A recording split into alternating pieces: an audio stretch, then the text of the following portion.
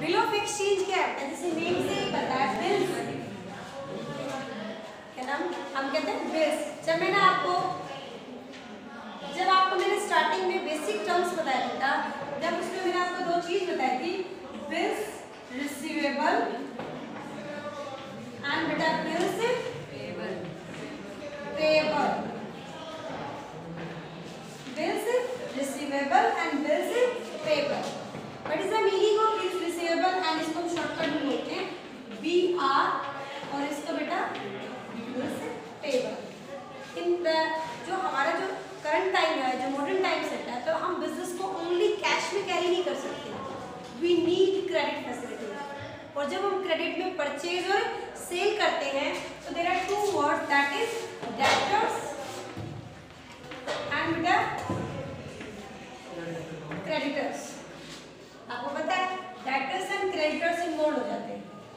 Debtors कौन होते हैं, जिनसे हमें पैसा लेते हैं, यानी that is over debt from, यानी जो आपका company, that are called debtors, यानी जिन्होंने कंपनी से डेट उधार लिया हुआ है वो हमारे क्या होता है, आपके debtors. And that obs, OWES जो वर्ड आता है ना, या वर्ड यूज कर दीजिए, डेट कर्ज उधार, ठीक है। दैट ओव्स और डेट टू क्रेडिटर्स, यानी कि जो जिन व्यक्ति से आपका क्या है, आपको पैसे देने हैं, जिन व्यक्ति से आपने उधार लिया हुआ है, वो कौन होते हैं, हमारे क्रेडिटर्स। क्रेडिटर्स कब क्रिएट होते हैं, in the time of purchase on credit, वो तो आपके on the time of purchase of credit। और ये कब क्रिएट होते हैं बेटा, सेल ऑफ क्रेडिट, सेल, ठीक है, तो ये हमारे क्रिएट होते हैं। बट यही आपके क्रेडिटर्स और डेटर्स कन्वर्ट हो जाते हैं बिल्स के अंदर, जब हमारा इन दोनों के, जब आपके डेटर्स और जो सेकंड पार्टी यानी जो कंपनी या फर्म है बेटा आपकी, उनके बीच में क्या इन्वॉल्व हो जाए, प्रोमिसरी नोट।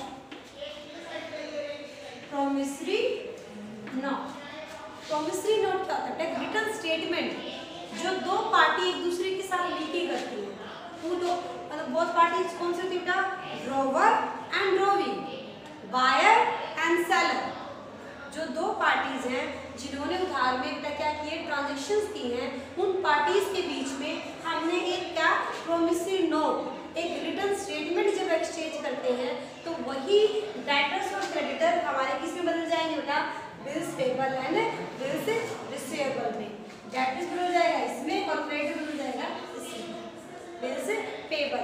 बिल्स रिसीवेबल का मतलब क्या होता है, पैसे लेने हैं, पेएबल का मतलब पैसे देने हैं, ठीक है। ये कब आपके चेंज हुए हैं, जब आपने क्या शामिल कर लिया बीच में, प्रोमिसरी नोट। प्रोमिसरी नोट क्या होता है, उन्हें पेपर, ठीक है। दो पार्टीज मैंने कौन सी बताई, ड्रॉवर एंड ड्रॉवी। ड्रॉवर बोलते हैं बेटा सेलर को, और इसे बोलते हैं बेटा बायर या परचेजर, जो भी वर्ड यूज करना है, ठीक है।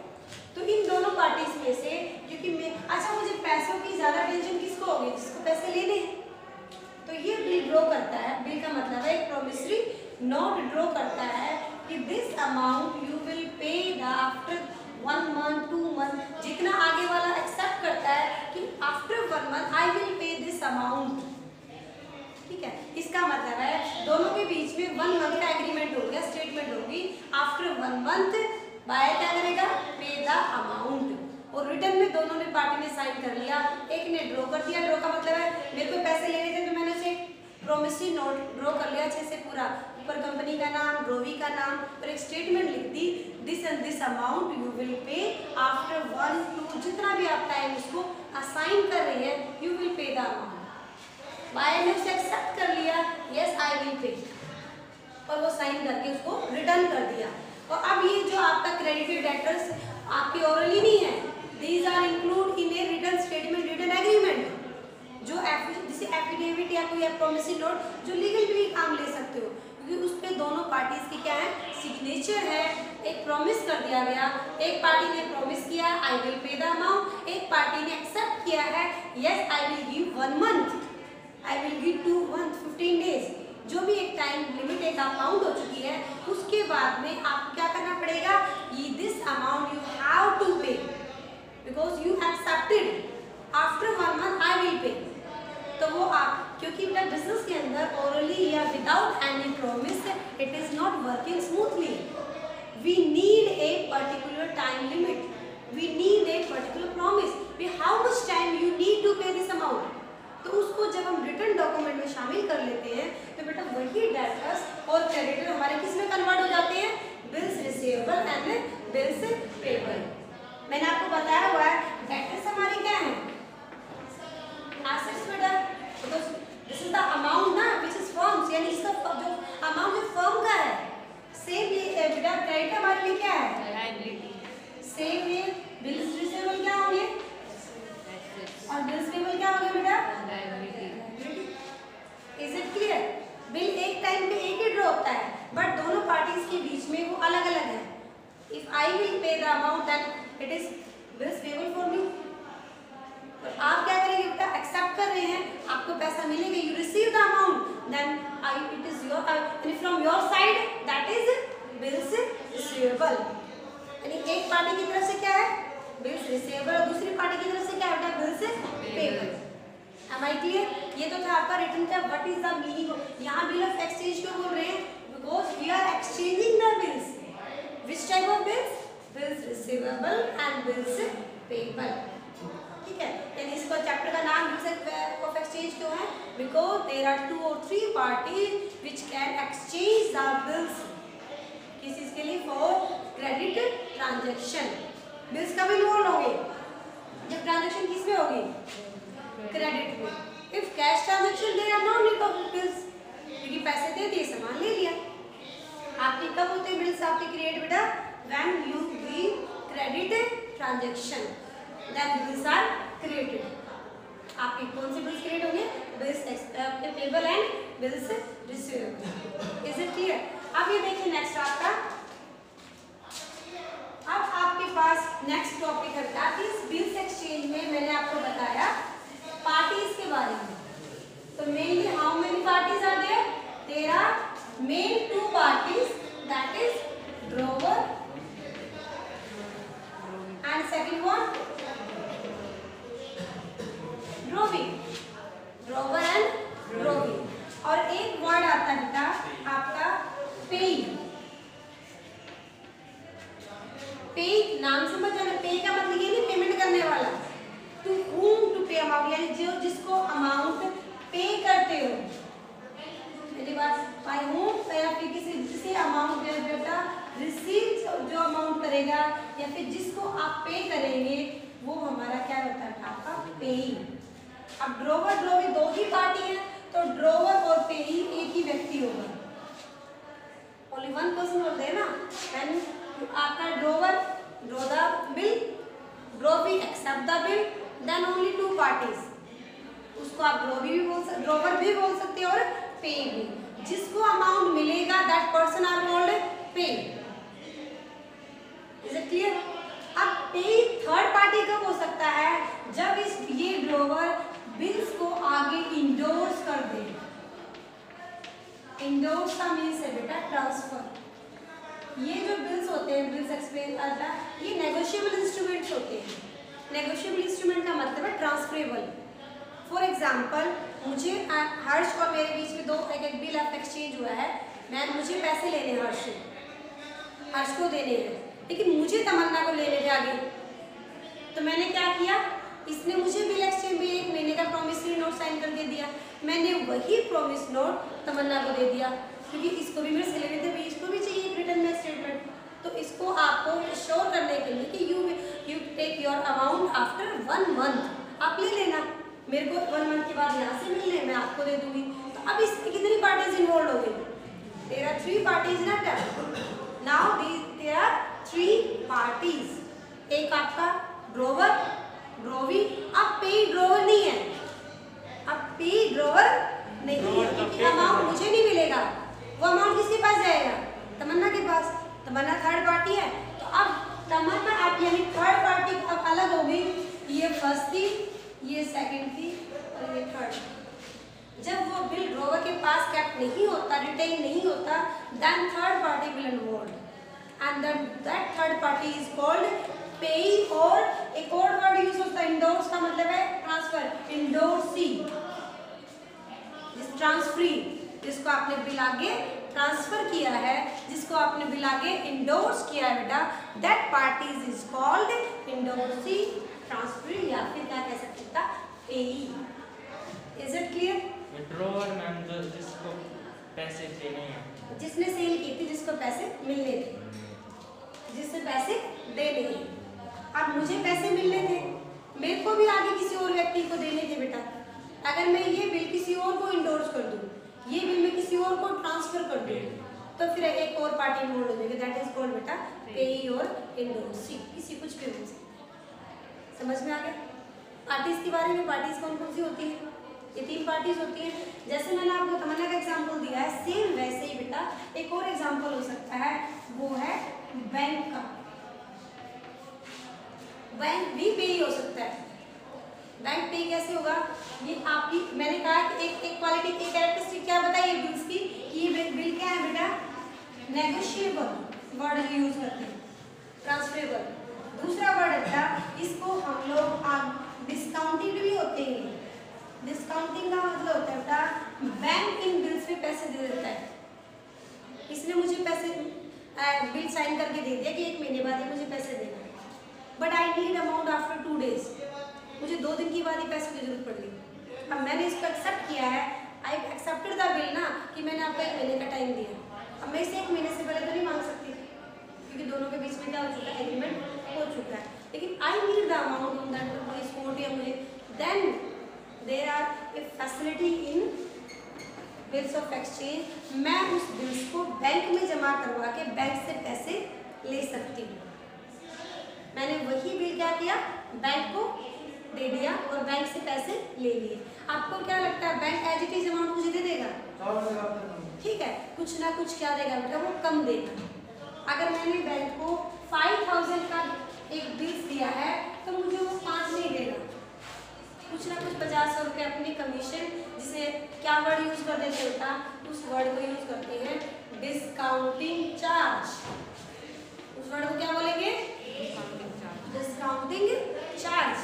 यानी बिल जितना थोड़ा सा कम करके जो अमाउंट देगा बेटा, उस वर्ड को यूज करेंगे डिस्काउंटिंग चार्ज। मुझे बैंक 5000 नहीं देगा, 100, वो तो डिपेंड करता अमाउंट पे और उस टाइम के रेट ऑफ इंटरेस्ट पे, उसके अकॉर्डिंग आपको वो 100-200 रुपीज़ कट करके 4800 दे दिए। अब आपको भी ठीक है, आपकी जरूरत पूरी होगी और बैंक ने आपको 200 रुपये के चार्ज पे पैसे दे दिए। अब जब पैसे आएंगे मेरे पास नहीं आएंगे, किसके पास जाएंगे? बैंक के पास। Now this example who are the payee? Payee कौन इस एग्जांपल में? पेई कौन है? ड्रॉवर या बैंक? बैंक ना, क्योंकि पैसे ड्रॉवर के पास नहीं आएंगे ना, क्योंकि मैंने तो बिल आगे ट्रांसफर कर दिया, मैं ऑलरेडी पैसे ले चुकी हूँ बैंक से। तो जब पैसे देगा तो उस टाइम मैं ले लूँगी, तो बैंक को कब देंगे? तो बेटा बैंक को पैसे मिलेंगे और उस टाइम पे बैंक क्या है? पेई। क्लियर? बैंक क्या होता है उस टाइम पर? पेई। मैंने कहा पेई कौन होता है? जिसको पैसे मिलेंगे। तो पेई कोई थर्ड पर्सन भी हो सकता है, थर्ड पार्टी भी, या फिर बैंक भी हो सकता है। थ्योरेटिकली कॉन्सेप्ट क्लियर है बेटा? सीधे बैंक में डिपॉजिट करना या फिर पैसे जैसे आएंगे मेरे पास आते हैं, क्योंकि वो प्रॉमिसरी नोट अगर मैं पे नहीं करती बेटा, मेरे पास चार्ज लगना शुरू हो जाता है, वो amount as it is bank में चला जाएगा। ठीक है, तो मेरे पास मैंने पैसे बैंक मेरे किसी बुक में या मेरे अकाउंट में तो बढ़ेंगे ही नहीं, मुझे वो पैसे किसको देनी है? बैंक को देनी है। Is it clear? तो ये तो था बेटा पार्टीज के बारे में। पार्टीज का समझ में आ गया। अब आते हैं टाइम पीरियड से रिगार्डिंग आपका क्वेश्चन अराइज होता था कि हाउ टू कैलकुलेट द, एक वर्ड है बेटा जिसे हम कहते हैं मैच्योरिटी टाइम। मैच्योरिटी आज थ्योरेटिकली कॉन्सेप्ट हो जाएगा, जिससे कब प्रैक्टिकल क्वेश्चन शुरू हो जाएगा। मैच्योरिटी पीरियड और एक है डेज ऑफ ग्रेस है, डेज ऑफ ग्रेस है ना, डेज ऑफ ग्रेस। अंग्रेजी में कहते हैं ग्रेस मार्क्स मिले हैं, सुनते हो ना? ग्रेस मार्क्स का मतलब क्या है? 1-2 एक्स्ट्रा मार्क्स जो मिलते हैं। सेम ऐसे ही बेटा डेज ऑफ ग्रेस और मैच्योरिटी टाइम। मैच्योरिटी पीरियड का मतलब क्या है? देखो सिंपल सी चीज है। मैंने कहा आज क्या डेट है? 17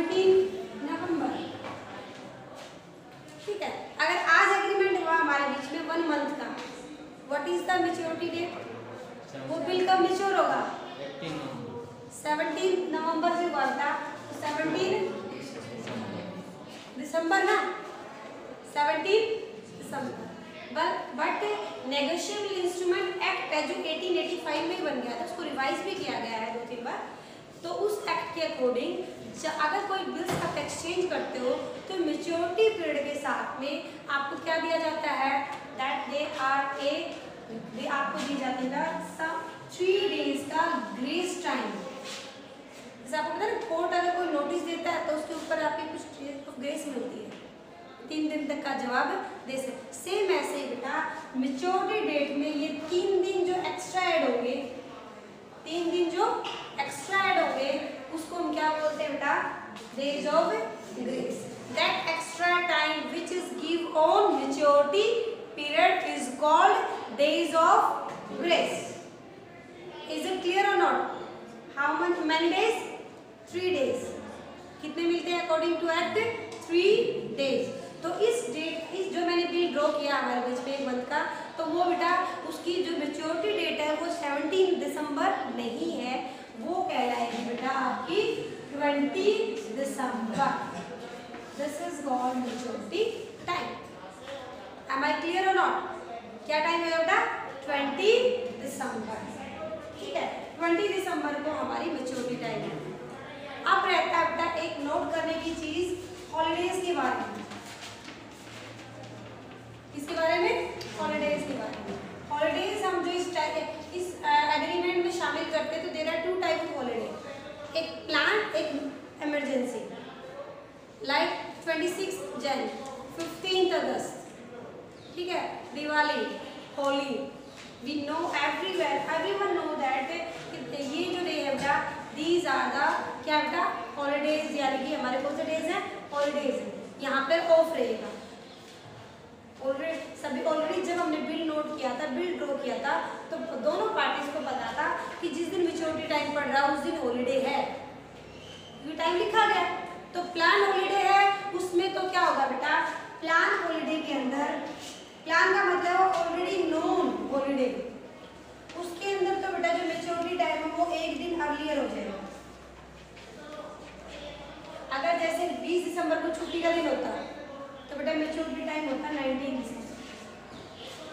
अर्ली का मतलब 1 दिन पहले। भी संडे पड़ रहा है, पता है उस दिन संडे पड़ रहा है, संडे भी सभी को पता है संडे आना था, तो संडे को छुट्टी का दिन है, कोई भी कोर्ट नहीं खुला होगा, कोई भी लीगल कार्रवाई नहीं होती है, तो बेटा उस दिन संडे पड़ रहा है तो भी हमारा 1 दिन टाइम है।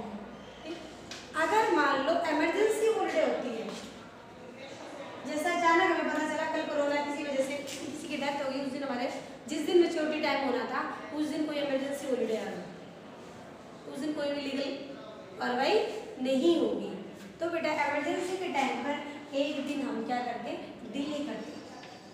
1 दिन क्या करेंगे, डिले करेंगे, क्योंकि वो प्लान नहीं थी, इमरजेंसी होगी तो वो 1 दिन पहले के लिए रेडी नहीं था देने के लिए, तो उस टाइम पे क्या ऑप्शन है बेटा, 1 day delay. Is it clear? ये क्वेश्चन में दिया मिलेगा कि उस दिन हॉलीडे है, कुछ भी है, तो आप मेच्योरिटी टाइम निकालते वक्त इन चीज़ों को क्या रखेंगे, ध्यान में रखेंगे। अब आपको मेच्योरिटी टाइम निकालना आ गया। I am giving one example also.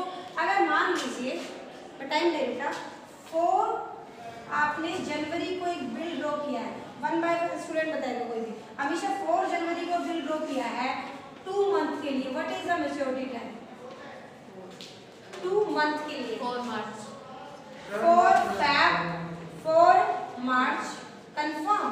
7 मार्च, 3 दिन तो जोड़ ही दिया आपने, समझ में आ गया? क्या रहेगी बेटा, 7 मार्च।